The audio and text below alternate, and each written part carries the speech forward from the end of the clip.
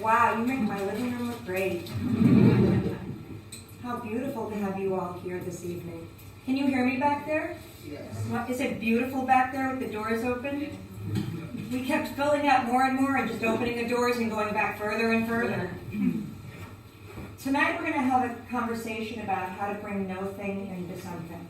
The causation of creation. How you find yourself. Nowhere. Now here. So I'm going to use math and science and analogies and parables in order to teach you how to see something that you are. It's so close to us and it's so personal that we mistake it with our own mind. I'm going to use 3 very basic tools that I used to teach a course called the Foundation class with. It's an 18-hour course. This is 2 hours. So we're going to use the first 3 tools in order to show you how you, who you, why you show up and cause. Mostly in our culture, in our world, in the world in which we live, we're reacting, right? We have a desire, a want. Why? Because it's not already fulfilled. And that desire, that want that's not already fulfilled, we think to ourselves, well, if I want it, and I don't already have it, it means there's something wrong with me or you or our culture. Otherwise, if I wanted it, why wouldn't I just have it?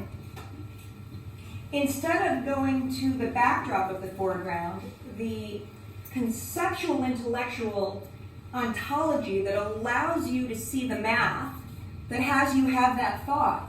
And if you're confused, we have 2 hours of this, so it's okay to be confused. Instead of being able to see the backdrop of the foreground that goes, wow, I'm having a thought about I need something or something's missing. So now, there's a blackboard that's just unfolded and we're in life school, how to acquire. We go culturally, not individually, but culturally, into a reactive mode of protection or I have to go get that makes us think about what's missing, which leaves us in, if only I had, if only they were, why am I still, can't I do, if they, instead of actually seeing when we don't have something and we want it, we're actually calling life school into the forum. Need, loss, and action are the 3 tools we're going to talk about tonight. So when you need something, the stakes go up, right? You know that saying, everything great balances on the edge of disaster? If you don't need it, you don't care about it, it can't be disaster, you don't care. If you need it, and you care about it, and it doesn't happen, there's a huge, great loss. So need starts us from, if you will, a pillar of salt. Nothing, no thing, no mind, no pathology, no movement. Need, desire. To desire is to desire, to give birth to, a want, which takes that pillar of salt, no thing, into something. However, it doesn't know, it's still one-dimensional. It doesn't know it is something until it resists, reacts against it. And it can't react against it until 3 things happen. This is you coming into existence, people. Until 3 things happen. First, there's the need. You start to have a thought. You don't know you're thinking. A need occurs. A desire occurs to give birth to something. The next thought is, I don't already have it. If I already had it, I wouldn't need it. If I need it and I don't already have it, there must be something wrong with you, it, or me. The next cultural phenomena is the obstacle. And this is where we culturally get stuck. We get stuck in the obstacle. We get stuck in I can't, it should have been, if only it were Tuesday. We get stuck in this obstacle and we become reactive. The third tool is the overall driving force. It is the through line. It is that with which causes us to actually manifest or reactively go back to suffering. If we become aware of this, if we become aware of these 3 tools, if we become aware of this opportunity, as an opportunity, not a suffering. I want something, I want a new car, I don't have enough money, I can't have it, I gotta drive my piece of crap. Why me? Why can't I be like them? I gotta go to the movies. Then I have a glass of wine, and the day goes on. And we never left the rat race of the obstacle that's going on. Now, I teach this to my actors, and the reason I teach it to actors is because if I tell it to you, it'll upset you. If I create something out here that's not real, and we watch that come into existence and begin to move, then you can see you in it, and it doesn't feel attackful. Once you become aware of this, once you get a sense of this, once you get tangibly connected to this sort of viscerality that causes, you want to own it. You want to believe in it. You want to play with it. You want to create with it, because you actually become magical. We live in a world that pretty much reacts to everything, whether it's politics, science, medicine, relationship, divorce, children. We're just reacting. Therefore, we're not tangible. We're not present. We're not capable of moving anything. Sometimes it goes well, mostly it doesn't. We then feed back, I guess it's me or my situation or the circumstances or, tomorrow it'll be better, I hope. Once you get a sense of these three tools, you get a sense of need, loss, and action, and you start to see it within yourself. You start to see that there's a pillar of salt, there's stone, there's no thing, there's no mind, there's experience. That's it, no third dimension, which is the pathology, which is you thinking, watching yourself think. Once you get a sense that you can hear yourself thinking because you've just rolled off the train of thought of what I want into why I can't have it, you start to watch yourself go there instead of going there with yourself. Now we're bringing no thing into something because you become willing to risk practicing this new possibility that you don't know if it'll work, but it's tangible. It's tangible and it's possible. You've heard it. It makes sense. You don't believe it, but if you practice it, you can start causing with it. Now it means, what's really real? Is it R-E-A-L? Or is it R-E-E-L? And if it's R-E-E-L, can't I change the film? You start to see that your thinking causes your present, not what's occurring. So use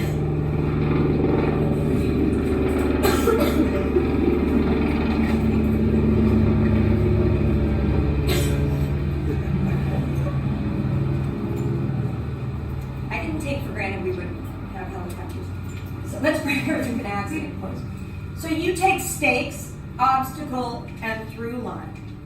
You take need, stakes, obstacle, loss, and action through line. You take need, loss, and action. I need this. I fear the loss of it. And the action I'm going to take is to react and protect myself because we know I don't want to lose any more than I've already lost. I'm over the age of 13 and I've had it with disappointment. So how can I get what I want without any more disappointment? Which means you're using your obstacle to create your next place, which is obstacle. If you become aware, which is, the new intellect, if you become aware, you can watch yourself watching yourself be your history. You're done in the moment you become aware. And it's math. You can play with it. You can practice it. You can cause with it. It's not someone's cool idea that you forgot to remember. Anytime you pick this up and practice it, it will give you something beyond what you know. Now in the beginning, it may be like, what that lady saying? Whatever. But once you have it in your hand and you move with it and you can cause what you want with it, you will never wonder if you should do it again. Tonight's the night where we bring the possibility, if it's your first time here, tonight's the night we bring the possibility forward for you, just so that you can start to look to see where you don't look to see, or why you don't look to see, given that the possibilities of the universe are absolutely fundamentally there until your individuality gets in the way and stops it with what it sees. And we're so hell-bent on being safer and better and getting there that we won't viscerally, tangibly, presently look at the doorway of right now. And the doorway of right now, think about it, the doorway of right now in this moment is the only doorway you can use to get anywhere. Thinking about the past is not tangible. It can't do anything for you. Worrying about the future is not tangible. It can't do anything for you. But if you're willing to risk being present in this moment, what was that movie called, Tommy, where he wore the hat and he opened Adjustment Bureau. I have my memory in the front row for me here. Very useful. So Adjustment Bureau, remember he puts the hat on, he opens the door and he can go anywhere he wants, but he has to risk opening the door, and he's not sure where he's going unless he remembers the math that causes. It's the exact same tool.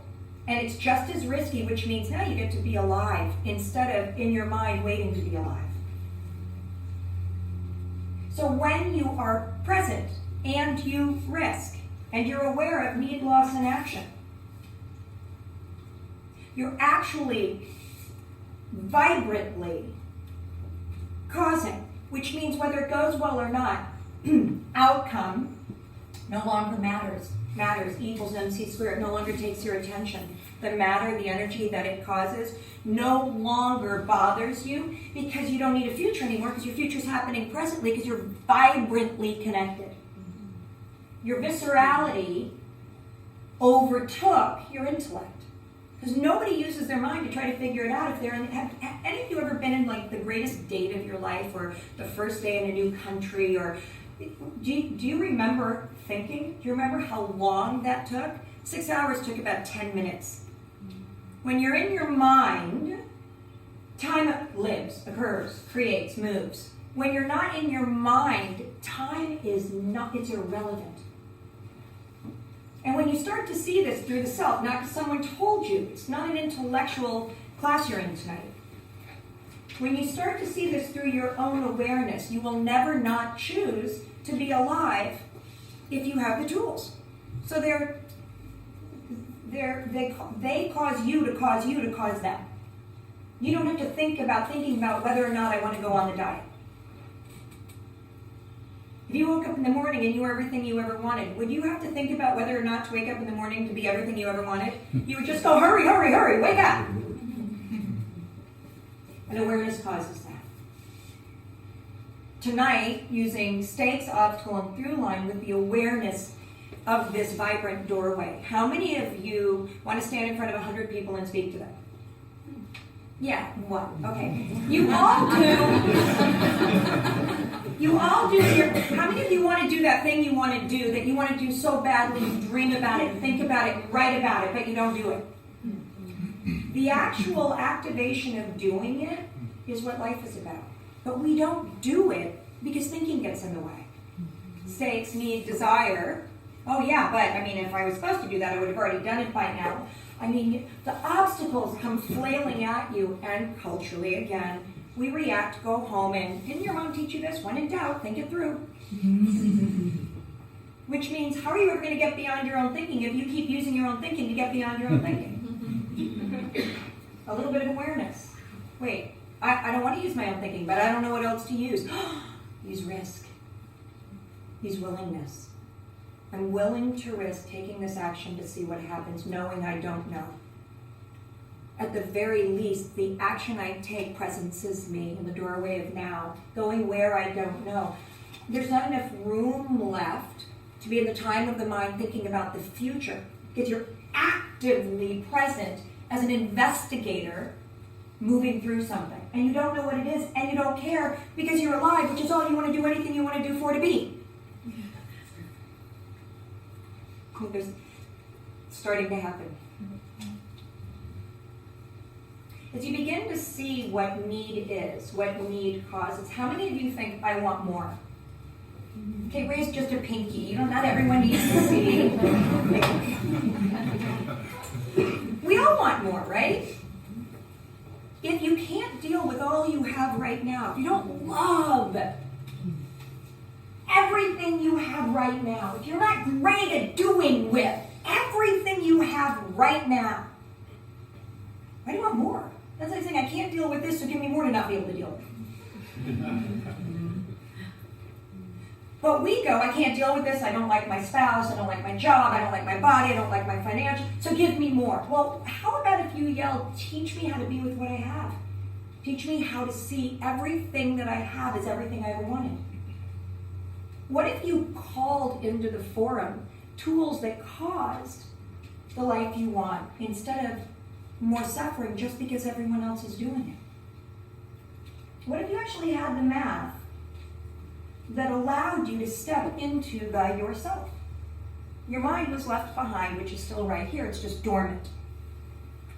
Your mind was left behind, therefore time is left behind, because again, time can only occur, and how much time occurs? How big the obstacles are. Sitting in the dentist chair, many hours. On a great day, no time. Great day, rare, but great day, no time. Because you're experiencing something you've never done before. If you're experiencing something you've never done before, there's no bookshelf in the history of your mind equating what's occurring right now, which you then mark how long it's going to be, how long you have to, how much more you get, when it stops, what you'll do with it, if it. That's what marks time. If the mind is dormant, there's no time. If there's no time, it's replaced with the experience. The experience is a higher vibrancy than time is. So time is like the sand that gets left behind as the liquid clarity moves up and takes you with it. This doorway we're talking about is the most amazing, imaginative, creative, investigatory space known to man on the planet in all of space and time, and the least used. Think about it 300 years ago, out on the side of the mountain where you and someone else were born at that time. Maybe, he's 15 years older than you, or you're 15 years older than him, and out on the side of the mountain, the two of you go to make your farm, and he tills the field, and you make the goods, and if it doesn't work, and there's no 7-Eleven, and there's no hospital, and there's no one coming, and there's no one to save you, and a toothache, you get an infection, you die.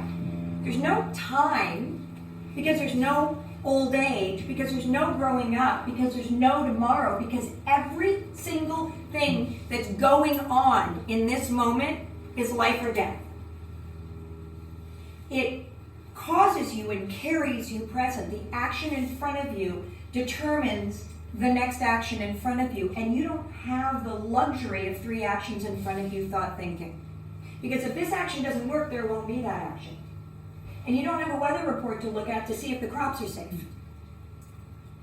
It was one of the most amazing times of our life, and what did we do out of it, besides live a brilliant life?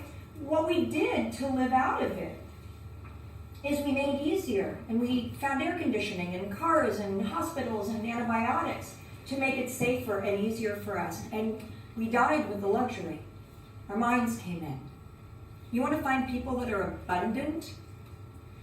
Go find people that have nothing and give them a piece of bread. They will be grateful all day. You ever given a homeless guy $1? He's so grateful. You ever want to find someone really suffering? Go find someone that has access to everything and doesn't know what to do with it. When you become aware of this, having a lot, having more, getting to tomorrow, actually become vibrant tools of putting them over here, of don't touch. The very thing you go to sleep at night praying for, hoping for. You start to stop moving in the direction of suffering. And you start to move in the direction of causation, where you start to stop caring about what happens in 10 minutes or tomorrow, because what's happening right now is requiring everything from you, which is equal to your mind's idea of this thing you're going to do when you grow up that's going to save you and give you a reason for having had suffered all these years. And the only thing that happens is years go by. Have you noticed in America, we don't care what our insides look like, we care what our outsides look like. What if we lived in a world where your insides were more important than your outsides? What if we lived in a world where people didn't even notice outsides? They asked you how you are, not where you were. what you did. So now let's go back for a moment to these tools. Let's go back and look at what need, loss, and action is, what need, loss, and action causes, what need, loss, and action represents in you, each of you, man, woman, old, young, had your career, gonna have your career, you have a disease, you play baseball every morning. Well, it doesn't matter because the math is equal in causing no thing to come into something, which we then carry in individuality as who we are. Who am I? That none of us can say who we are or what we are. Others have opinions about us. We have fears, but we can't say who we are or what we are. And yet we're riddled with the fear of what we think others might see in us and therefore not give us or not allow us or laugh at us. The who am I should be the least of our worries. The who am I is this thing that's left over in the pot when you burn everything else away. If you look at need, loss, and action of causation, no thing coming into something, if you look at need, loss, and action as the activation of forgetting to remember who you are, causing you to go beyond the self, causing you to find yourself at this doorway where you cannot not. Remember in school we got an F if we used a double negative? I got Fs every day. I do not understand school, I still don't. It was hard for me to send my 4 children to school. But I did, because we live in this culture. Culture, cult, you are all. Cultural. Cult, you are all. Cultural. It's an agreement to agree upon the same agreements, which we've agreed to agree upon, which have just mutated out to everybody suffers and pretends to be okay.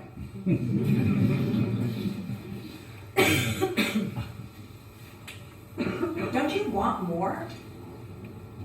Less. Don't you want awareness that allows you to watch yourself, watching yourself go, I don't want that. Why did I think I wanted that? Put that down, hot coals. That allow you present for what actually is going on, not the mind's idea of how it needs to get out of where the historical feeling is telling you you are. None of you know where you are because none of you have ever been here before, and yet you all know where you are because we're trained to identify what's going on right now, smell, taste, touch, sight, sound, with safety, so that we can sit here and feel safe enough to enjoy ourselves. As you begin to get a sense, need, loss, and action is something you can use to separate yourself. What do I need? What do I need? I need a car. What's the obstacle? I don't have enough money. What's the action? To go home and wish I made more money.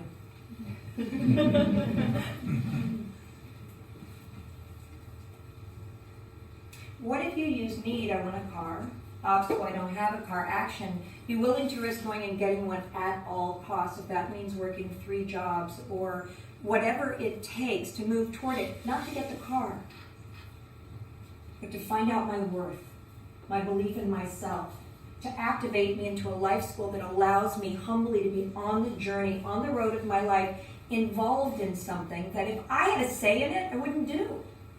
I would go home and watch TV. Because my mind is thinking, I don't want to do that. But if I did it, not for the outcome of the car, but to get me involved in life. If you know anybody who, trust fund babies, there's special, therapy for them. Because if you don't have to go out and work, you don't. Most of you know Khalil Gibran, the prophet. One of the greatest things that he said, I picked up on that he said, is that there are 2 ways to live life. And if you're not fully activated in both of these ways, you're missing 50% of your life. One is relationship, and the other is job. If you're not working, you're not meeting a boss you don't like or coworkers that drive you nuts. You're not involved in a world that calls you into the culture, that village, whatever it is, that you then have to wake up every morning and deal with, that gives you who you are. And relationship. If you're not involved in a relationship, with a significant other, with children, with parents, with your money, with your weight, with yourself, with your health, if you're not involved in relationships, you're actually cheating yourself with your life. Because these are the two boats, the two modes of transportation that call us into the form of our life where we get to find out as warriors every day who we really are. And what we've been left with, it's my opinion, what we've been left with today in 2015 is a lot of mutation, is a lot of intellect that's come up to save ourselves from being in any more pain, from any more loss, from fear of being abandoned one more time, from finding out we weren't enough or weren't invited or it didn't work out or we weren't old enough or we were too old or we were the wrong color or sex or... So we use our mind to try to figure out how to, like a rat with cheese, get in and get what we want and get out before the cat gets us. And the true game is the cat. To find out there never was one. To find out your mind saw it there as an appropriation of protection. And the more aware you become of this, because you've played, so you've seen, the woman didn't tell you, you saw it. The more aware you become of this, the more you want to go get the car. You never forgot to pick the car up. You never took it. You want to go get the car because it draws you into the forum of life. It calls you into you. It tells you who you are. It allows you to practice the awareness of the dormancy of the mind or the loud yell of, be safe, run away. No, they don't. This is what they mean. He doesn't. Then you start to look around like, did he really say that or did I hear that? How many of you are actors or in the entertainment industry? So you understand when you read a script, how you read the script makes the script what it is, yes? 10 people read the same script, 10 people read 10 different scripts. You think you're talented. It has nothing to do with talent. It has to do with what you see in the script. If you see two lovers loving each other, the director hires you. If you see two lovers fighting with each other, the director doesn't hire you because they're heated, passionate people, but they're not hating each other. They're loving each other. And how do you see what you see in the script? You see what you see in the script directly related to your own history. How you identify love, hate, money, death, youth, whatever it is, how you identify it. What if you had the ability to watch your own identifier, point to your own history, therefore identifying who you are, allowing you to be willing to risk seeing what's written on that page from a higher stake than what your own intellect can concur? That you are willing to risk reading that piece to look from the highest stake obstacle possible, where it gives that character no choice but to lean in. Buy the car. And then the roller coaster tips. And the ride begins. And the ride begins because you've gone one step further than you have the right to go back. I promise you in the ride of this game, well, all of you in a movie theater, you don't want to leave when the movie's over because it took you on a journey instead of an actor using you to make money for himself while he read the lines well. But in your own personal lives, you don't even remember to go pick up the car because the car was the instigator to cause you to look to see where your smallness was so that you could highlight it for deletion. We've now turned over outcome into foreground. We forget to remember to want there, go there, look for that, get away from here, hate this, because we're so actively involved in what's occurring. Then when you rest, you really rest. Then when you celebrate, you really celebrate. And the last place you go is your mind to ask. So you have a need, you have a desire. What you're hearing is a blackboard's about to go down behind you on the wall, calling you into the forum of your life, saying, here comes a desire, we're about to desire, sire, give birth to something. Whoa, what came up were my obstacles, that with which I don't believe myself to be. What am I willing to risk? Becoming, coming into the being of, becoming. What am I willing to risk becoming if I take an action against what I'm terrified to do? How many of you know that terrification is one of the most beautiful things on the planet? No one's afraid of things they don't want. You're only afraid of things you want. Therefore, if you're afraid of it, it belongs to you. Go get it. Why in our culture has fear turned into a negation? A hide, a wait, a blame, a go away. You played that game, cold, cold, warmer, warmer, warmer, hot, hot, hot. As soon as it gets fear, fear, fear, you know it's like this, I got it. But what do? We go like, oh my God, tomorrow. And then we turn 40 and 50 and 60. What happened to tomorrow? Do you remember like 10, 15 years ago when tomorrow was still real to some people? And your friends would play games with you like, there is no tomorrow. Do you believe in tomorrow? You know, you'd watch their eyes kind of go sideways and they, you know, and then you played the game like, well, stand over there. Well, you're still here. Now, you know, that's old hat. Everybody knows there's no tomorrow. Nobody has to teach there's no tomorrow anymore. If there were a tomorrow, you would have been there. You would have met. You're not idiots. If there was some sort of tomorrow, you would have at least tasted it. So what if today was yesterday's tomorrow that you were waiting for to be willing to risk having that now? What if there was no time like the present? What if you actually got that the activation of this doorway right now is the only thing you'll ever get to play with, and we all say, I'll quit smoking tomorrow. And this is yesterday's tomorrow, which means we just quit smoking. The game's up. There's no more waiting. Now, are you thinking about anything other than what's called you into the form of yourself? No, you can't. There's no square footage left in the mind that has room to sit on the sidelines and have opinions. Therefore, you are fully activated. You've 3D'd yourself into the opportunity of I am now on the roller coaster until you take yourself out and put yourself on the sidelines again, which you have every right to do, only now you know you've done it. You took yourself out. You can't blame anyone or anything. And how long you just sit on the sidelines going, I took myself out. Until you just dive back in. Or you get really bored because you're boring, because you're not activated. You start to see that thinking is like standing in the doctor's office and he's got the shot and you're 5 years old and you're going, wait, just one more second. That's all thinking is. Well, you know that thinking is an addiction, right? And we know that, right? Do you all know that thinking is an addiction? Yeah. If you have a thought more than once, why? I mean, you had the thought, you thought the thought, why are you having the thought again? You already had the thought. It's an addiction to think the thought, to try to catch the thought that you thunk, to make sure that the way you thunk it was right, so you can save yourself from thinking it again. That's like cat in the hat. And we start reading those when we're 6, and you're living that way.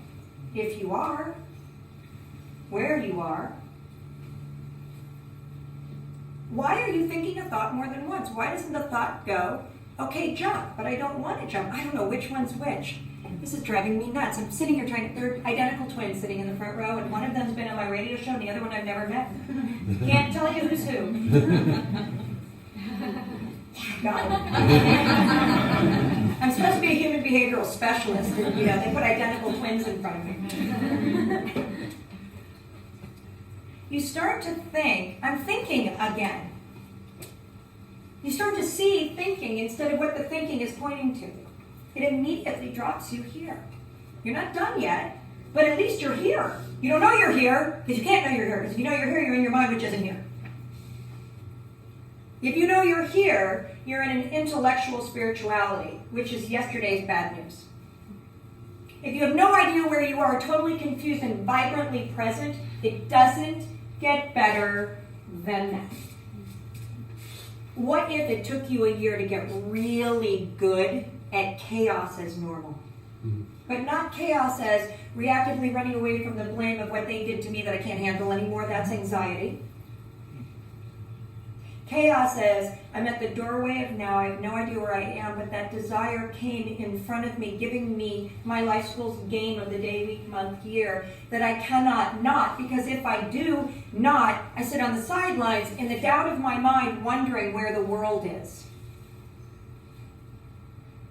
And then in the activity, the bow causes the movement. Think of what a bow is, ladies and gentlemen. What is a bow really? But head, below heart, head, intellect, we're bowing to say, I'm taking my individuality and I'm taking it down lower than my heart where we are all connected. I am bowing my intellect to our grace. In a bow, life occurs. Standing erect, we are individual, left to the maximum capability of our own historical now. And I don't care how brilliant you are, I don't care how amazing you are, I don't care how much you've accomplished, you're still 1 in 7 billion.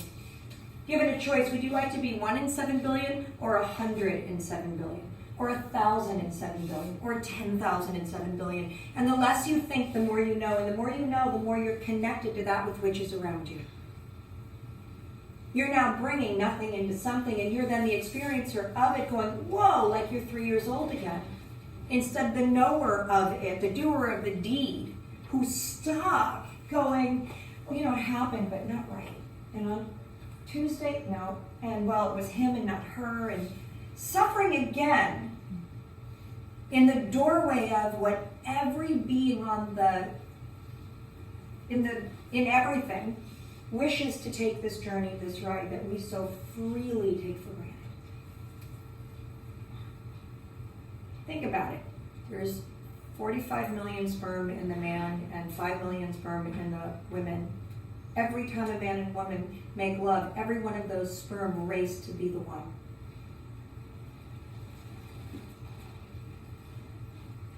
Every time. And 2 or 3 times in that lifetime, or 10 times in that lifetime, one of them make it.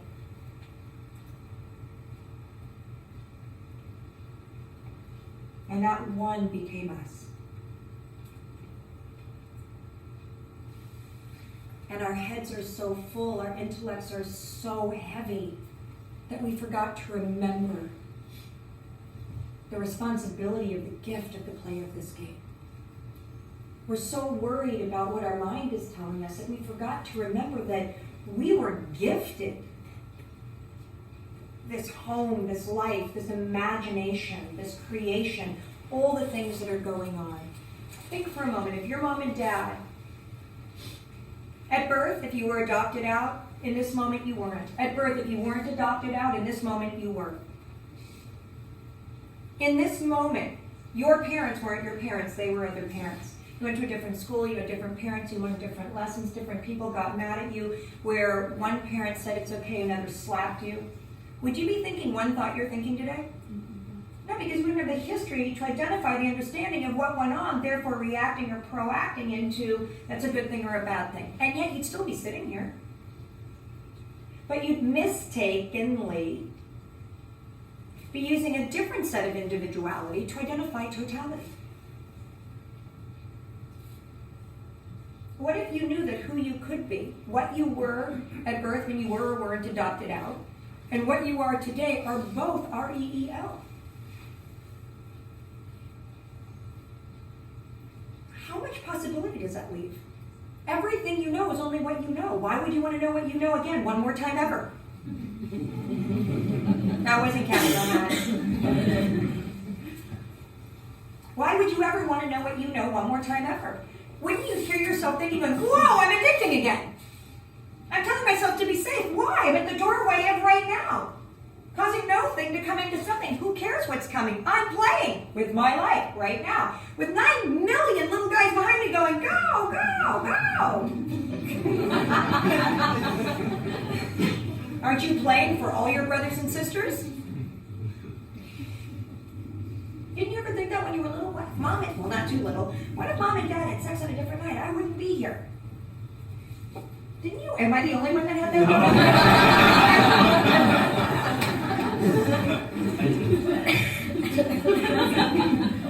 How rare is it that we're even here? Now I want you to see what here is. Now I want you to play with here in a whole new way. I want you to want to play with here in a whole new way. Whether your actors learning how to see your scripts differently, or your mom's learning how to see your children differently, or your husband's learning how to see your wives differently, but differently, not better. You didn't come here tonight to learn better. There is no better. And that's a pinball game. Ping pong. Ping pong game. There's better. Run over there. No, it's not. I hate them. They duped me. I'm running back over here. Nothing changes. It's not better. It's opportunity. It allows you to experience more than you already knew. Therefore, what the outcome is doesn't matter. It's like the wrapping that came off.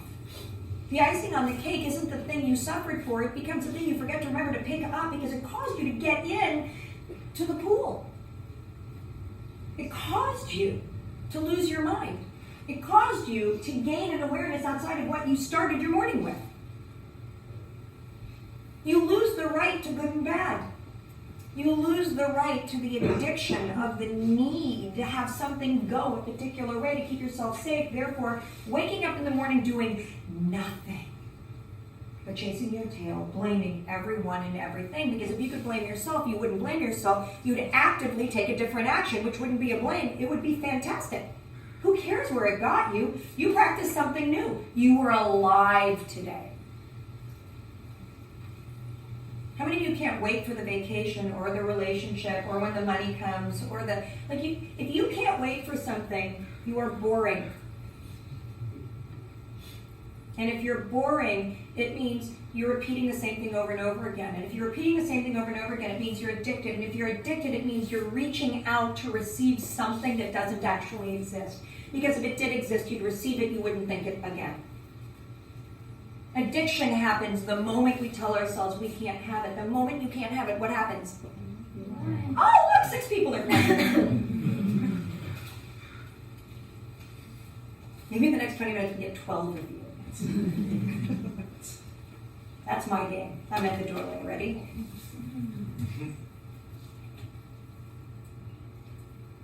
What if you got a sense that nothing's going on until something's going on? And when something's going on, it's for you, not against you. And when it goes on with you. And if you don't think, you can be involved. And if you think, you have opinions keeping you out of the arena.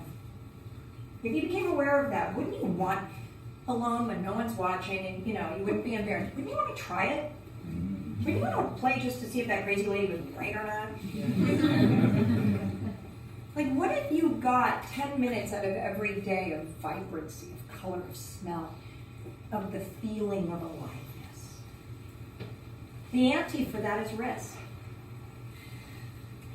To live, one must go beyond oneself. To go beyond oneself, you must go beyond the total maximum capability, capacity for your intellectual, historical knowledge base that it knows it has to ante one more ounce.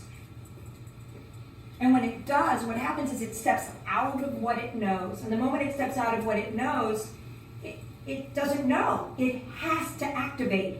It has to play. It has to use 100% of itself to figure out what's going on because it's not using any of its history, so it doesn't know what's going on, so it can't quantify, edify, calculate. It can't do anything other than create. And you stay in this activation just long enough, some of you for 30 seconds, some of you for 30 minutes. You stay in this activation just long enough until the mind catches you and goes, oh, that's where we are. And you're gone again. So you see, it's a rite of passage. It's not how much money you pay. It's not that you saved up to go to Italy. It's that you became willing. It's that the total circumference of your fear, the willingness to risk playing with your life was just a little bit greater. And you say, oh, you mean where I'm willing to go on J-Date and get a date and go out with that asshole. And I say, no. You go on J-Date, you get a date, and you go out with a brilliant human being.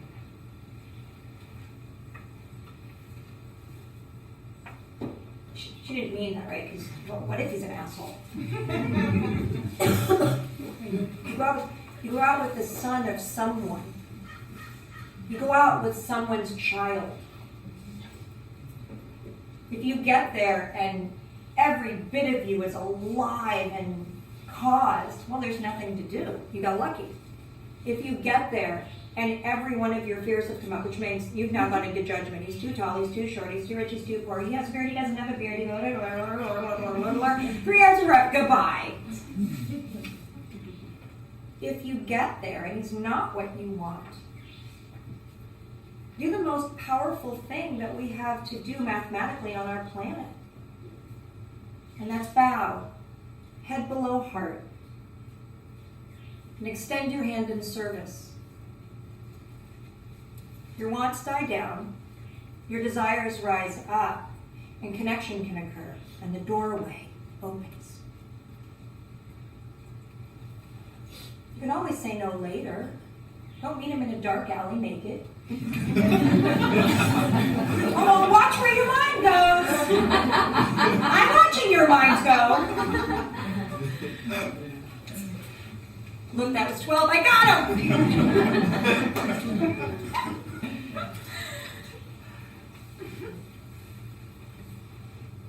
That you're willing to risk leaning out, but I can't. He's ugly. He'll think I like him. He'll think I want to go again. Like, who's saying all that? And why? I mean, have you ever said, who's in there telling me those shitty things? Have you ever literally chased your mind? Yeah, it's dangerous. Have you done that? Have you ever asked yourself back, self, why? Yourself goes hiding because it has no answer. It just goes like this. She'll go away soon.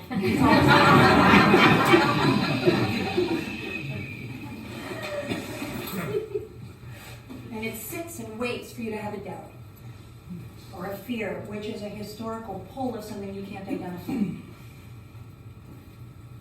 then it pops up to talk to you again. And you hear it as though it's real because we're indoctrinated into this cult when we're born. And we come freely, I'm guessing.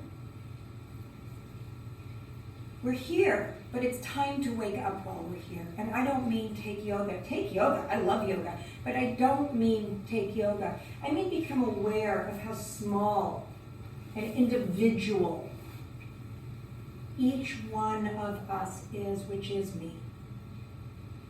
Let's play a little game, ready? Yeah. Point to me. Okay, those of you that have extended your finger out, I want you to point to me. There you go. That part actually giggles. You found yourself for the first time? Point to me. Now point to we. Point to we. Man in a red shirt.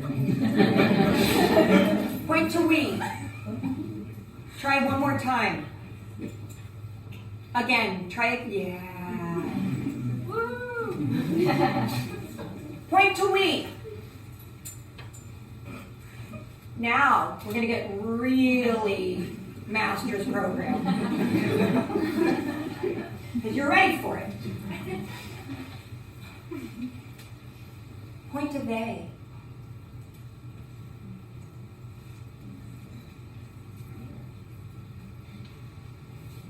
Some of you won't play.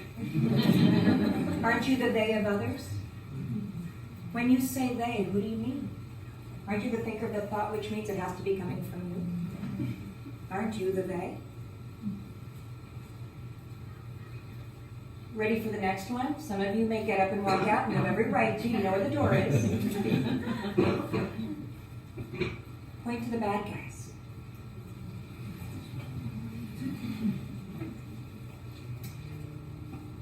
When you know you are the starter of all thoughts, you are no longer a victim.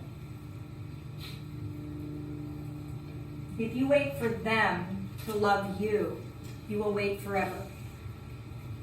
If you know you are they and love comes from within, and you activate at the doorway of now with desire, knowing the obstacle is great, therefore the overall proactive action has to be greater, causing the risk and the trip into here, literally an LSD trip. I've never taken it, but I hear it feels like it. That you find that the victimization of a they holds you in the mind's idea of the addiction of what's missing, and when it's found, I can come and play again.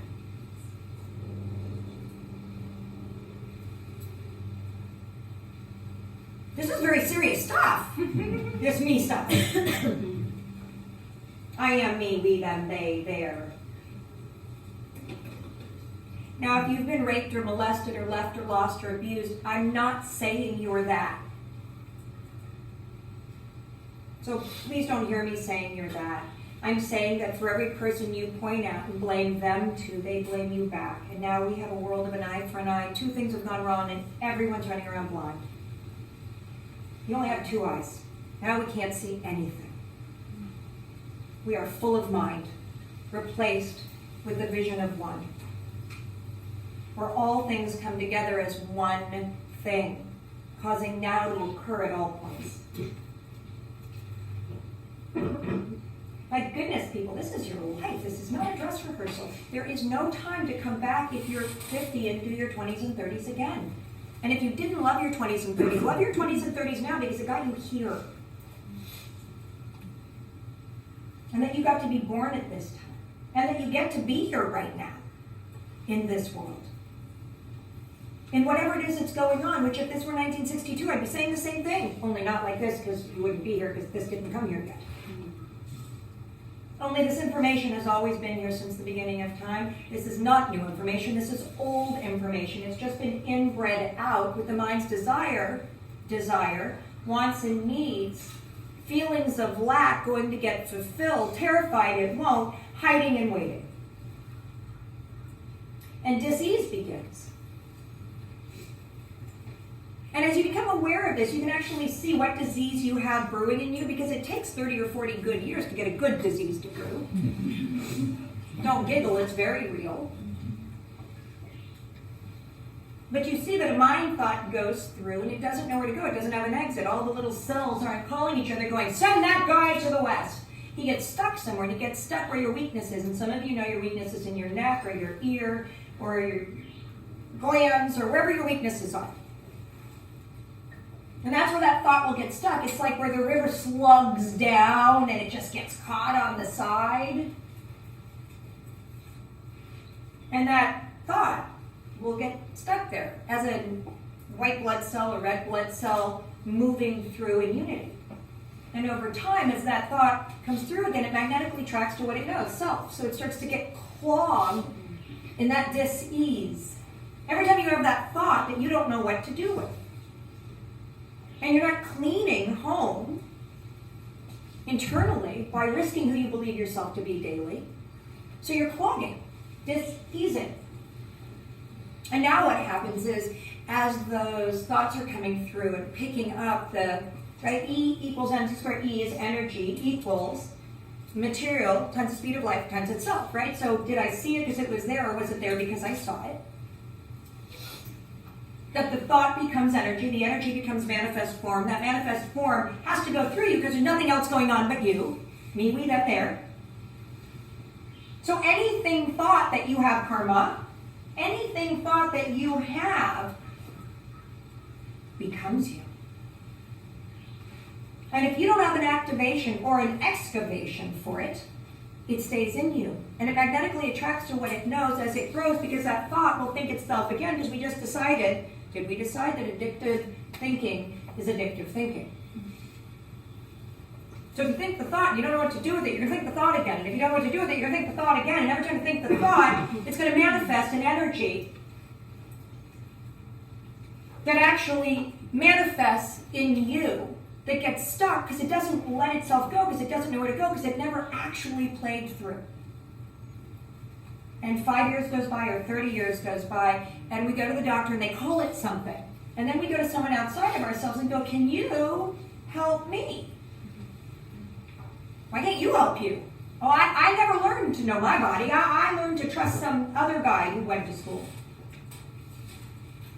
Why? Why, when babies are born, do we teach them to pee on the potty and eat food with a fork and not bite their sister? But we don't teach them how to run internally, how to not be constipated or put themselves to sleep or think the thoughts they're choosing to think.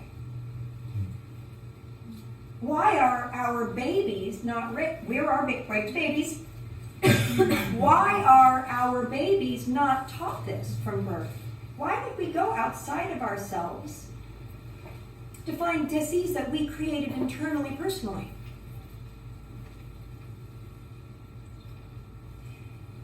Because we're trained to think, wait, be upset, and know that if it were meant for us, we would have received it by now.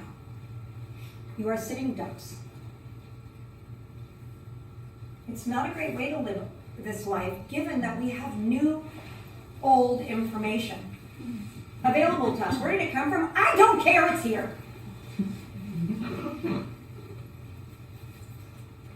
And that when we become willing to look. I remember when my 28-year-old son was in the 2nd grade and he was at karate class, the karate teacher said, so I'm going to teach you kids something. You know, I'm listening, I want to hear what my kids are learning. And the karate teacher says, if you're ever in trouble, don't yell help. I mean, where's he going with this?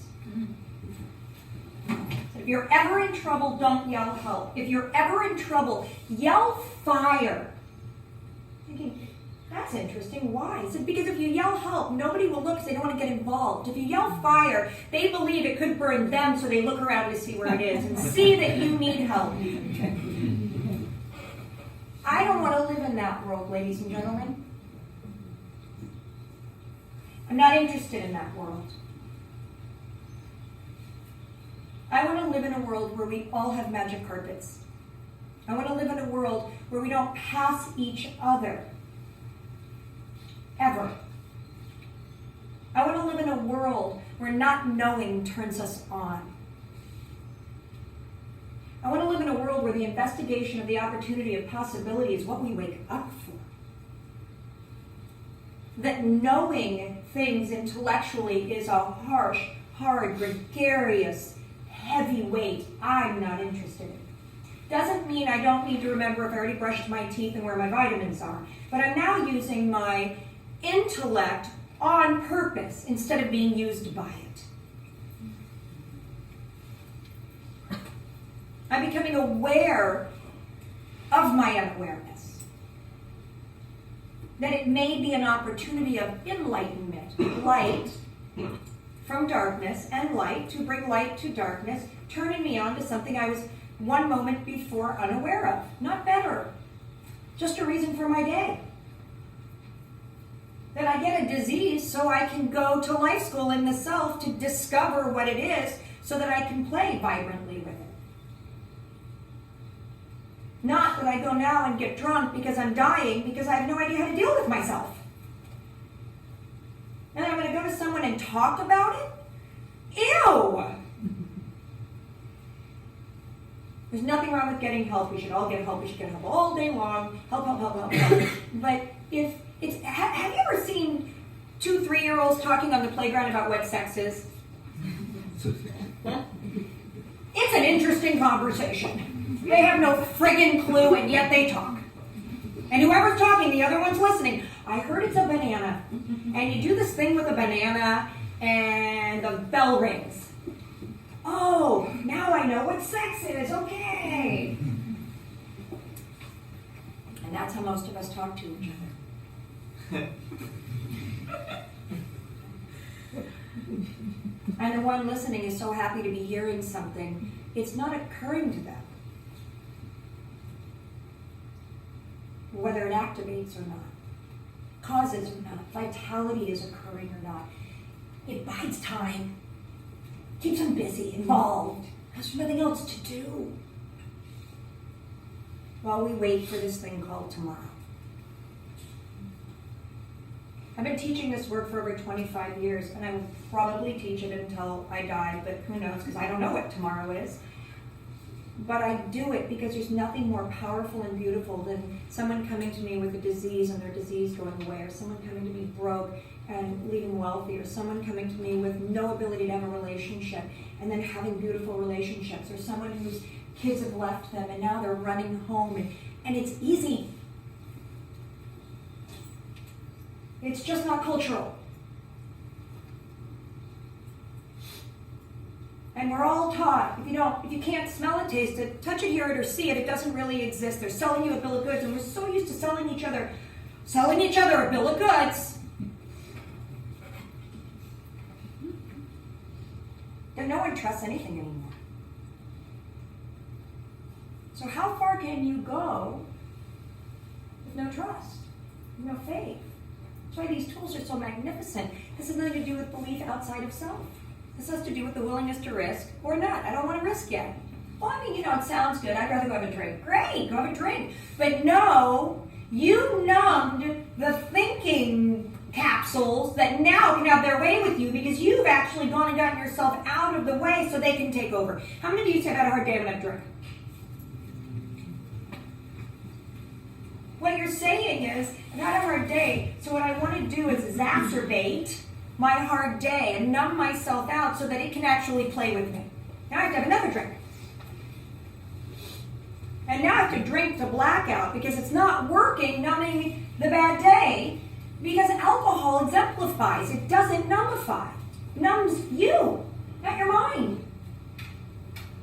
Numbs your nerve endings so you can't close the door and leave the bad day.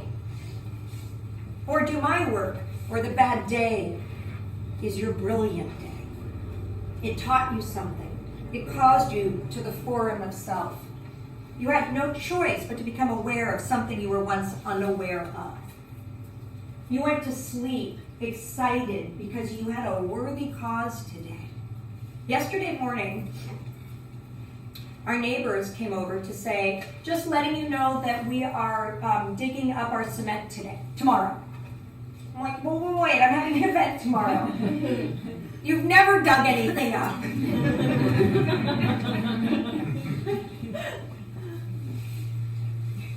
It could have taken me out. We now have to call 100 people and tell them we were kidding, don't come. Because there's no way to have the event with the doors closed. Instead, our neighbors got to know each other. And we were invited for a glass of wine. Wine for me, another drink. Wine.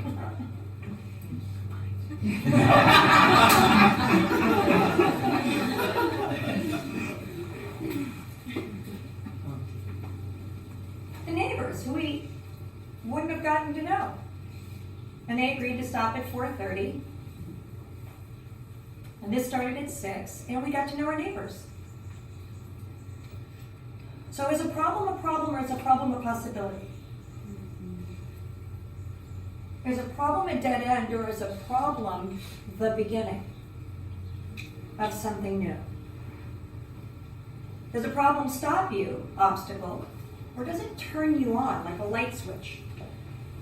Light, clarity, brightness. Dark is fear. Turn the light on, no more fear. Became aware of your unawareness. We're not trained to become aware of our unawareness, us cult people.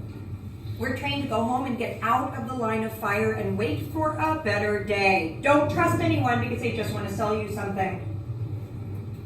What if you became connected to everything you wanted? What if you became the doorway you had to take in order to receive anything? What if people gave you things but you couldn't receive them unless you were the experiencer of it? What if it was no longer interesting to you unless it was tangible to you? What if you weren't the experiencer of it, you didn't want it? What if the vibrancy of now became more important than the accumulation of things? To make yourself feel better than you already do because you don't have things. Because nobody has things. People have problems.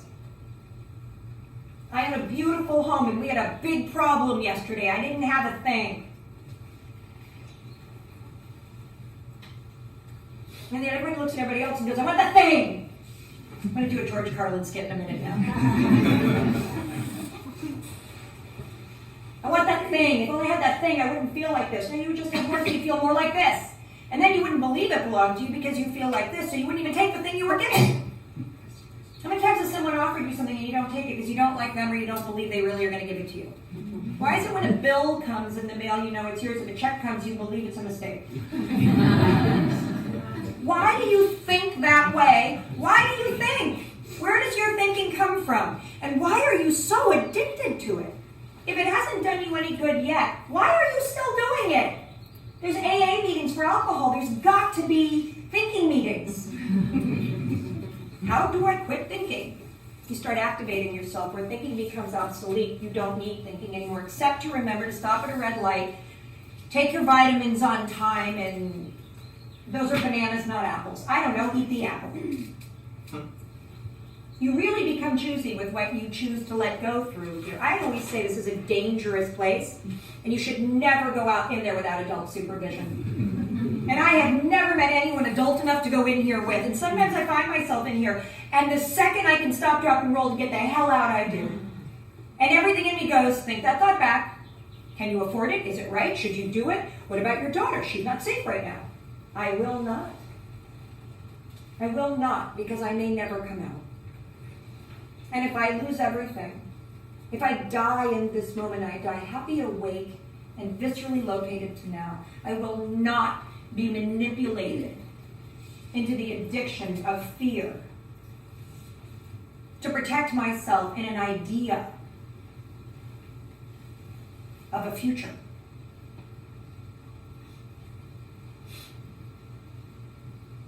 I will only be drawn present. I will only risk bowing if I'm laughed at, if I lose, if I die. That if happens in the future that I'm not in. And I gotta say, I have never, ever found myself in a future or a place I wasn't grateful to be. And it becomes easier and easier and easier not to think as you begin to observe the dormancy of thought. It's only difficult to begin, but it's difficult to begin anything. But my God, isn't the magic, power, and genius in beginning something? Anything? Playing checkers? Doesn't matter what it is, you began. And then your history says, yeah, but it's only checkers. No, history, it's checkers.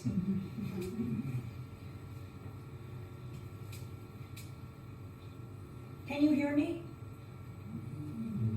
H-E-A-R or H-E-R-E? Can you hear me? H-E-A-R or H-E-R-E?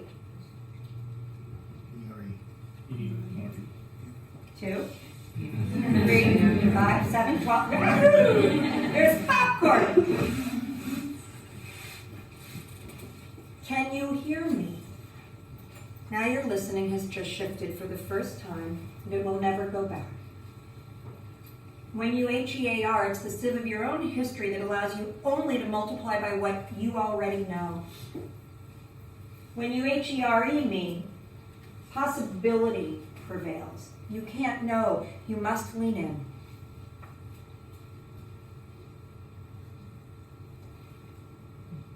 Can you hear me?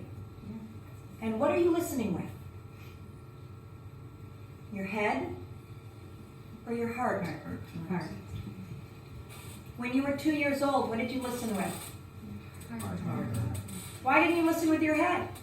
Didn't have it yet. No one told you that the dog was a dog yet. No one told you you were a bad boy or girl. No one made you fear your taxes. Yet. You hadn't activated the intellect yet in fear. You listened with your heart because it's the only thing you knew to listen with. It's what brought you into existence. And it's the most powerful thing we all have. How many of you know when you're listening with your heart? God bless you. How many of you know when you're not listening with your heart? How many of you know during it when you're not listening with your heart? When you know during it that you're not listening with your heart, run toward the doorway of here. At all costs, no matter what the cost, no matter what you think will happen to you, run toward the doorway of here. And open it. Take a step. Take an action. Lean in no matter what. And if you die, then you were going to die anyway. If you don't die, you weren't going to die anyway. So stop using that you're going to die not to live. I get a little bit passionate here. I will calm down, I promise. No, I'm lying.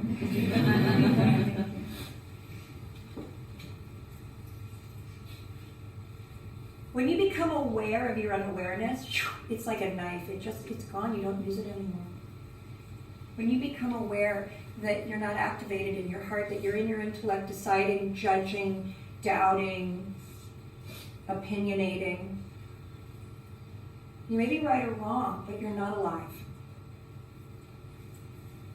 And when you become willing to risk surrendering what you think you know, to lean in, to see what's possible, what occurs for you is your life.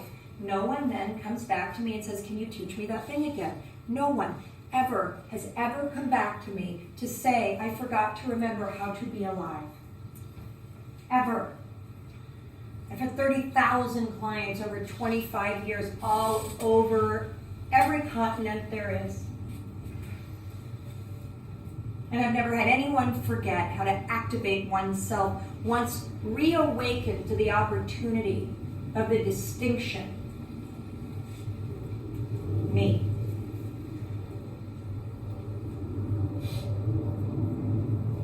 Your mind is there, it's just not useful anymore. When it comes up, you know you're in doubt. The last thing you do is listen to it. You ever watched a child in doubt around a pool where he's going to have the most fun day of his life? Do you do everything you can to get him to risk jumping into the pool to see his mind is less than what he needs? Mm-hmm. Do you know that you're the 5-year-old around the pool all day long? Are you aware of your unawareness? And where are you unaware? And where aren't you unaware? Can you hear me? Yeah.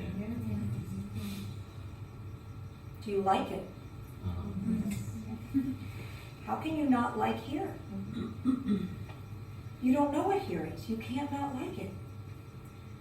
If you think you know what's going on, you are not here. You're in your mind identifying an opinion to keep you safe from what you think might be happening, and nothing can be happening if you're here. Nothing, no thing can be happening if you're here. No thing can be happening if you're here. Therefore, no thing in this moment is becoming something. The moment it becomes something, it is no longer no thing. I am now in my intellect identifying the no thing that's now become something. I step back into the no thing. Now my intellect is building, but as an arsenal of opportunity. Because I don't stay long enough to indemnify this good or bad thing.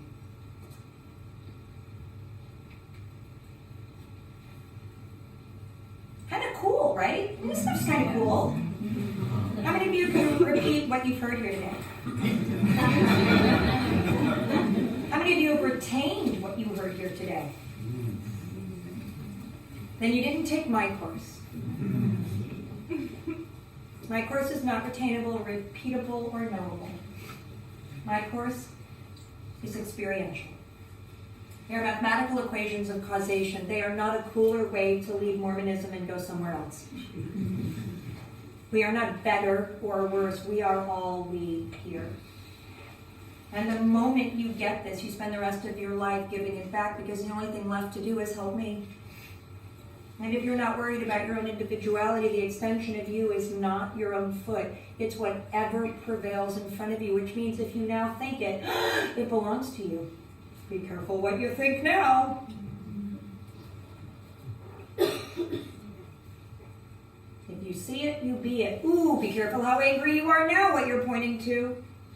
The more aware you become of duality as the intellect's way of keeping you from playing, the more you notice your mind separating you over there and them and theys keeps you out of having to experience this gift that 9 million little guys behind you swam for. The less you want to run away and hide and hope for a better day, the more the vibrancy of they're breaking up their cement next door in less than 24 hours, but we can't, no, but you don't, that can't, okay now, becomes the greatest gift of your life. Because it calls you into the forum of here. Something, someone else is about to meet. Here, now, us, we. And if I go over there with, what do you mean you're breaking up the goddamn? But I have a right. There are people coming out to protect them. I mean, God, it is my house. Don't, right? Is everything a mirror image of the way I reach out, she reaches back? And who started it? Point to me.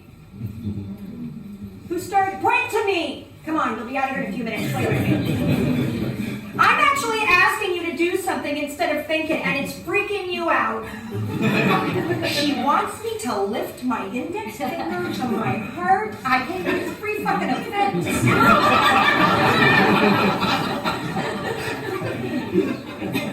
It's shocking to experience yourself, isn't it?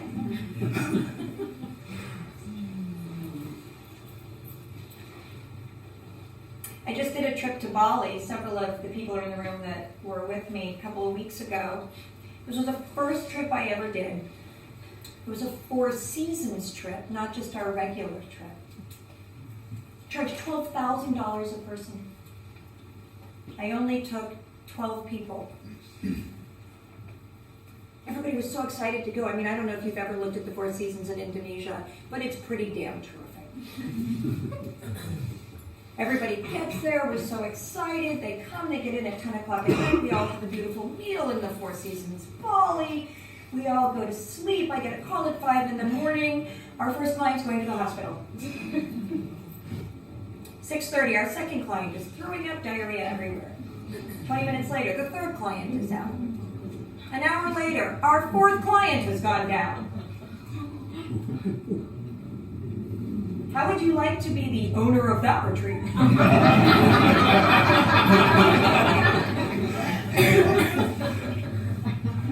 I give them their 12 grand back? Do I apologize? Do I just fucking leave Indonesia and go home?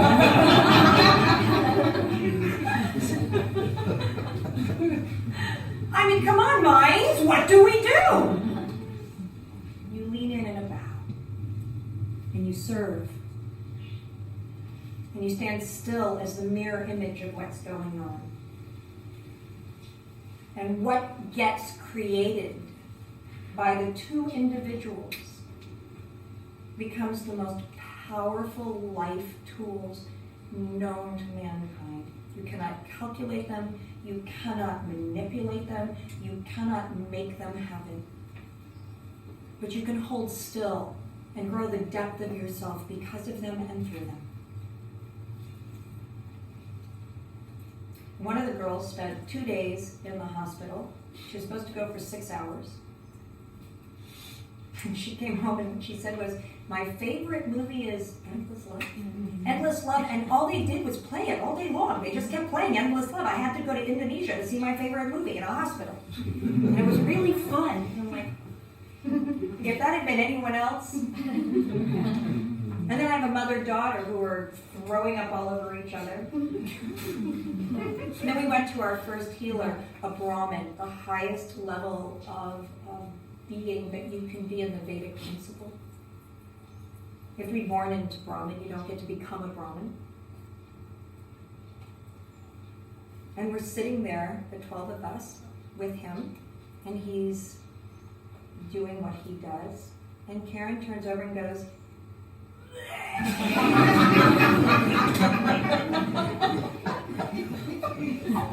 and she turns back.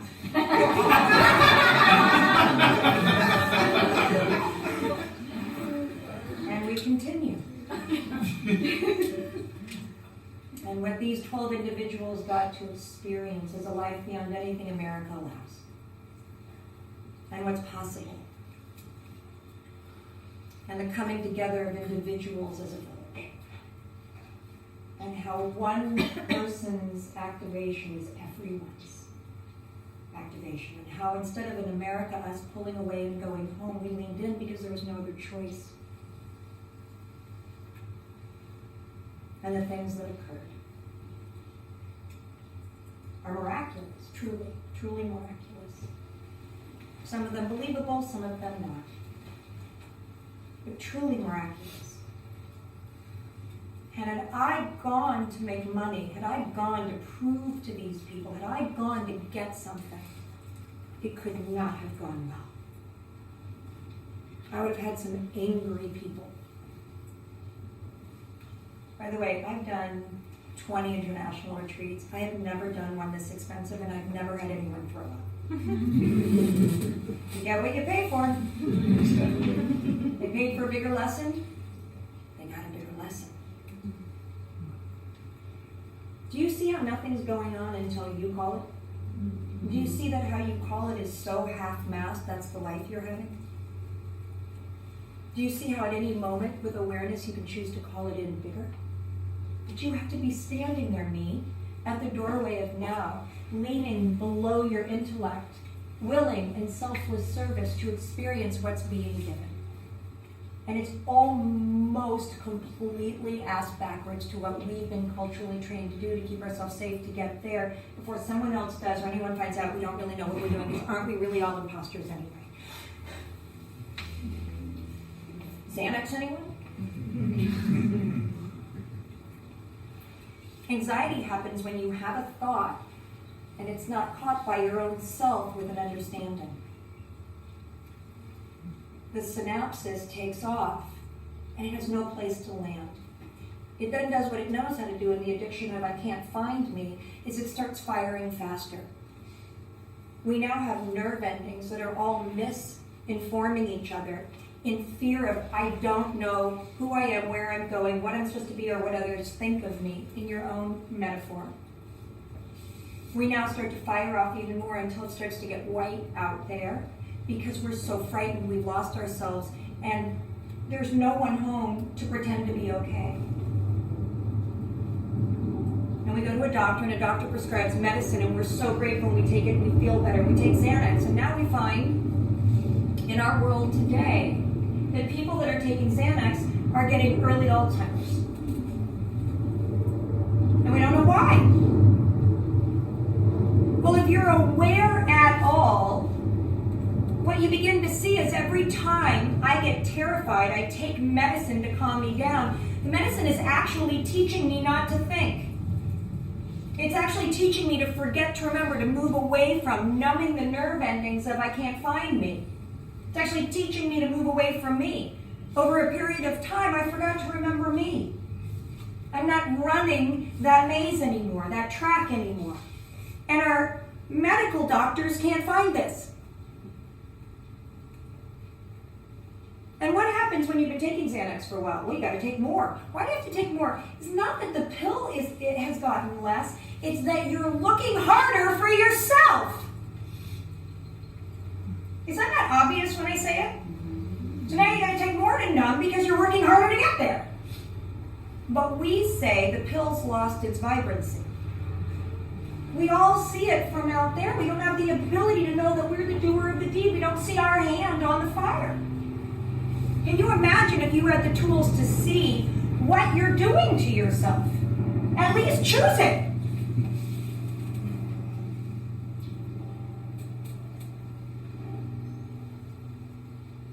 No thing into something. Pillar of salt into I am. Why? Why do we come in? When do we come in? Why do we come in? When do we come in? We come in when there's a need. No need. No movement, no thought, being. We come in when there's a need. And right behind the need is why we don't already have it or we'd already have it, which is the obstacle. Instead of the obstacle creating the gift or the vibrancy of the doorway of here, creating and causing who we are to come into existence. A reaction happens in safety to go home and think it through to make sure we don't lose any more than we've already lost. Do you really still want to live in that hope? Considering it's easier to live this way. You don't have to do anything except enjoy your day. They break up the thing next to you, you go over and knock on the door, they go, of course, and you're done. Or you call a lawyer, they go over, they draw papers. Separation, separation, separation, separation, separation. Well, yeah, but I mean, we all have alarms on our doors. I mean, that thing on my phone is like so I know who to answer or not. If someone's calling you, they need you. And if you don't want them to call you, don't give them your number. Well, no, I'm hoping they call. I just don't want to answer. they might want something from me. What if you knew wanting something from you drew you into the center of your own stream? Where you can't not take off. You can't calculate it, you can't be safe, you can't know where you're going, you can't pre-think it. You can't pay down the line to make sure it goes well, but you can be the experiencer, experiencing whatever it is. They're throwing up on you, or they're throwing coins at you. It's the same. Me. There's nothing really going on outside of yourself except what your little boy and girl told you was going on in the first 6 years of your life that you then magnified over and over and over again, looking for something new. And by the way, ladies and gentlemen, when something new happens, you know what you do? You don't believe it. Because in order to receive it, you have to go beyond what you know, and to go beyond what you know is risky, and you don't want to risk anymore. You want to take a vacation later. Yes or no? Yes. This is not, I'm not, listen, I'm speaking to a room, I'm not speaking to individuals. Don't sit there and go like, she's making me say I'm a bad thing. No, I'm getting you to see there's nothing bad going on.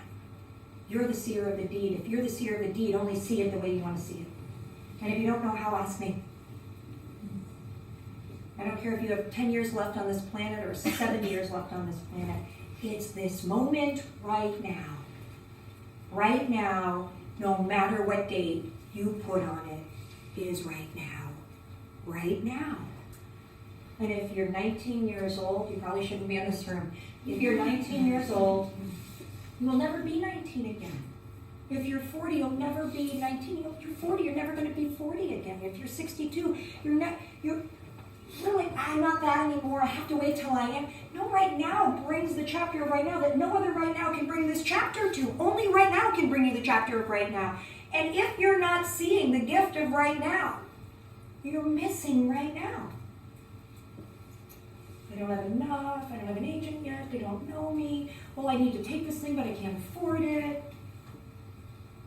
You just threw up on yourself and went home instead of woke up. Can you see that? Does that turn you on or turn you off? Turns me on. We have a taker in the front row.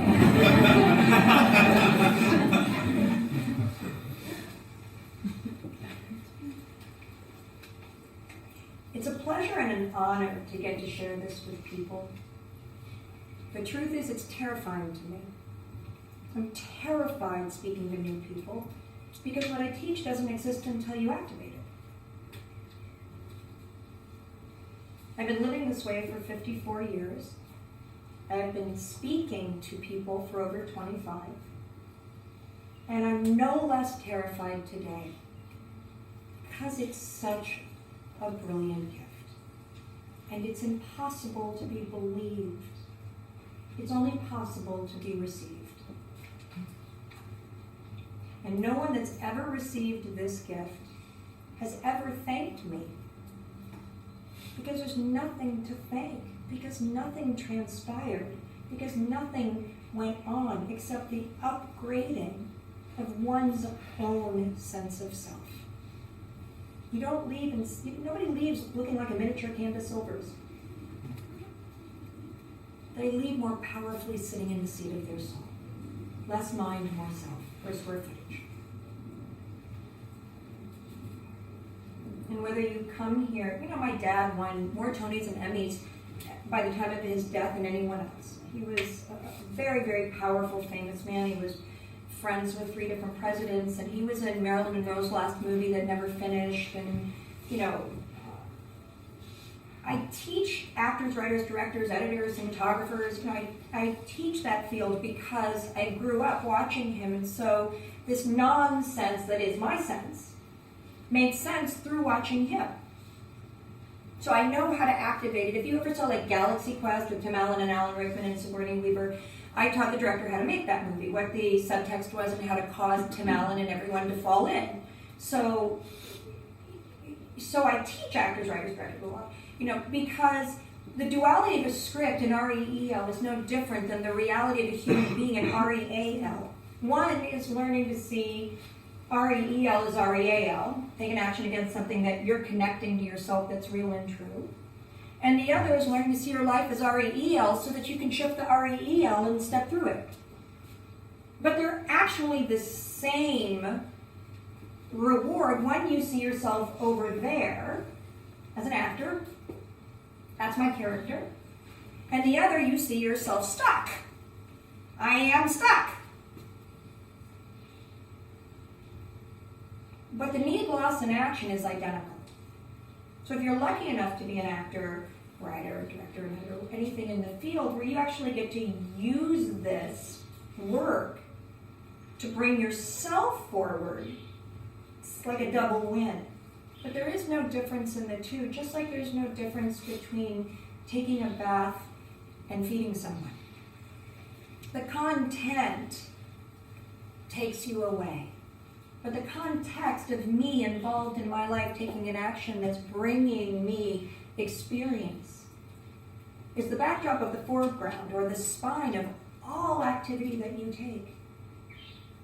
And when you can start to see that, the content that you're playing with today, tomorrow, next Tuesday, the content that you're playing with is only as important as the color you want it to be.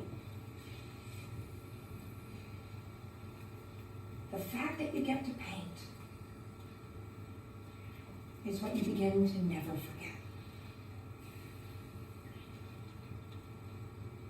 And while everyone else to your left and your right is running around blaming each other and throwing up and calling lawyers, you're actually seeing how powerfully proud you are that you're using your life in a worthy cause. Watching all of them being used by their lives because they're involved in their mind trying to get out of this thing that's real.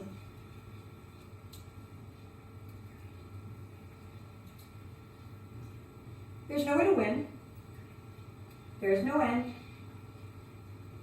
You don't graduate.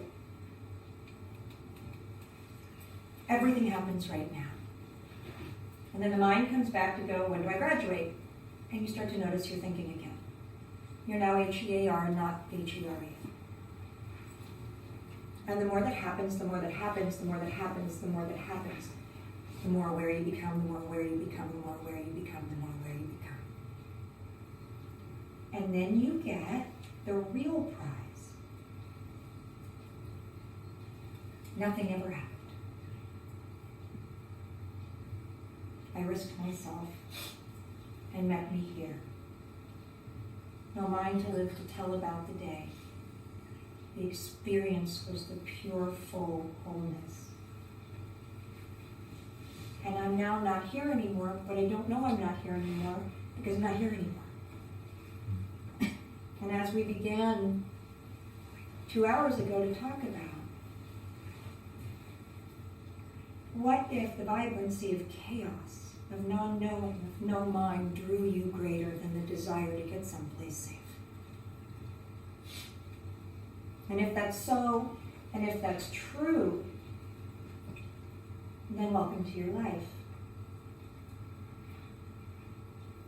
And if it's not, well, whatever you were doing this afternoon, you'll be doing tomorrow, and you won't know the difference, and you won't remember ever coming here, because no one does, because no one remembers here. Here is not rememberable. But somewhere in you, there was a moment in space and time where a window of opportunity opened, and you were willing to risk looking through it.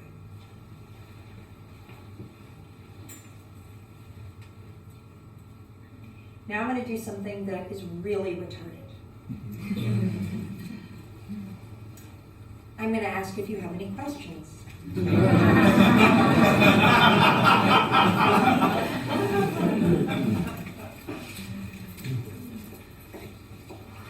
Retarded, right? Like to retard, to hold back the growth of your mind. What question would you ask now? Well, how do I get him to like me? Well, what does it mean when? Think right now. Can you think right now? Are you thinking right now? Who's thinking right now? And what are you thinking if you're thinking? Can anyone find a thought? Take a moment and look around and feel, not like church, just take a moment and look around. Feel the room.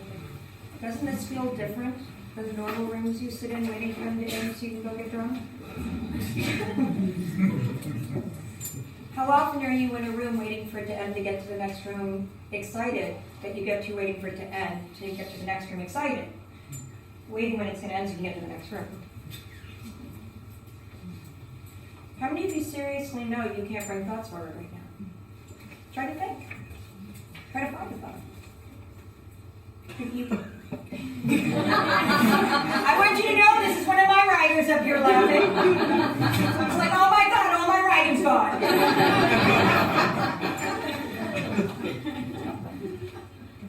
And if you're sitting back there and you can think freely and it's no problem, okay, not everybody makes it through this window. But if you can't find the thought right now, you activate it. Or maybe you can find a thought like, my rear itches. Wait, why did I have that thought? Then you semi-activate it.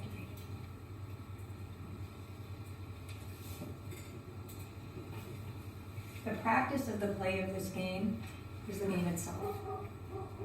You're not going to come here to get better. If you come here to get better, you won't stay long. Because what happens when you're here is you start to feel, but you start to feel appropriate on purpose in time and space. You start to feel and know you're feeling and know the feeling you're feeling doesn't live presently in this moment. It lives in your history somewhere that's created a bridge from there to here for you vibrantly to get there presently, right? The only way to time travel is through here. You can't time travel there. And that when you go there through here, you're actually bringing there viscerally through the connection of feeling of sense, memory, presence, so that you can get back there to deactivate the mistake that occurred that kept you awake at that space and time, protecting yourself from all future, so that it couldn't happen to you again. So you now know the feelings are happening for you, not to you. You know they're not present, they're not really real.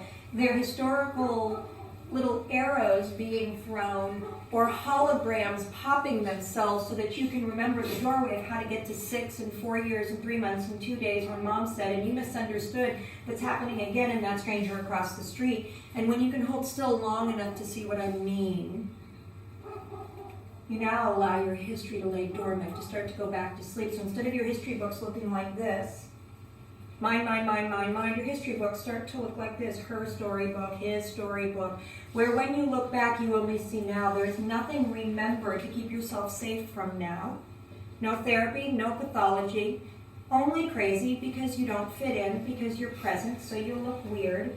But people that are also interested in being present are magnetically attracted to you and they don't know why. But there's something vibrant in you that's calling them. And of course, you learn to bow head below heart, intellect, what I think, what I want, below where I can be of service, that calls you into a form that you find yourself activated in an experience that you could never have created had you had 1,000 years to think it up.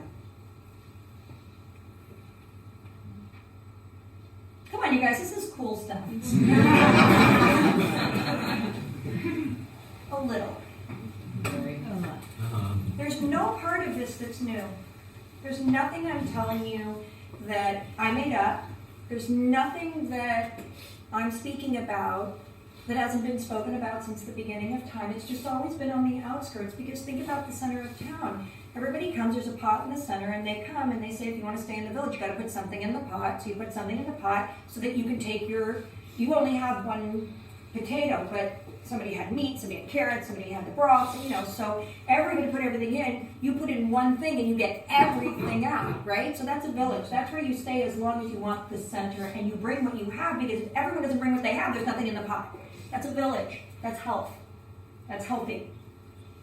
That's the starting of cult. The minute someone says, if you want to stay here, you have to do it this way, everyone else has to agree because they want the soup. Now we've got walls and laws starting. That means everyone who disagrees has to lie or pretend because they want the soup. Now you got a cult, a culture. Now you've got a group of people that have agreed to agree upon what they've agreed to agree upon so they can get their soup. Now they're only putting in half their potato because they fear they're going to get found out because they lied, and they got to have enough if they get outed. Starting to sound like you? Ew. That's the best thing I can muster. Bleh! I won't live that way. If you don't like me, if you think I'm crazy, I don't care. I won't live that way. I will not crawl to my grave. I want to be so excited with my last breath. I want to be like, I can't wait to go home. There's nothing left to do. And I'll be 54 next week, and I gotta tell you, there's nothing left to do. I have done everything I've ever thought. I've achieved everything I've ever vowed to. I've created everything I've set out to create, and don't ask me because I have no idea how. And I wake up in the morning looking to see where I'm needed because there's nothing to do. So I create events like this to go help people I'll never meet again. Really fun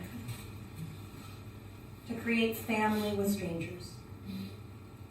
It's impossible in our culture to do in 2 hours, and we just did it. And I love impossible. I'm blown away by its vibrancy. I'm called to the doorway of impossible just to see what it smells like. So I invite you to drop your tails, T-A-L-E. Pick up your tails, T-A-I-L, and see what an illusion your life is. If you don't like your tail, get a new one. Get a new one by leaning in, not by becoming pathological. More thinking, more mind, more hope. I invite you to play with your life, whether we ever meet again or not. I invite you to trade up. I invite you tomorrow, it's a homework assignment, to whatever's in front of you. Bow. See if you can spend 5 minutes being of service to what's in front of you instead of trying to get what you need. And see what the connection does. Don't take my word for it. Take your word for it. I want to thank you all for coming here tonight, taking 2 hours out of your day, and sitting here and hearing this information. Thank you. Thank you.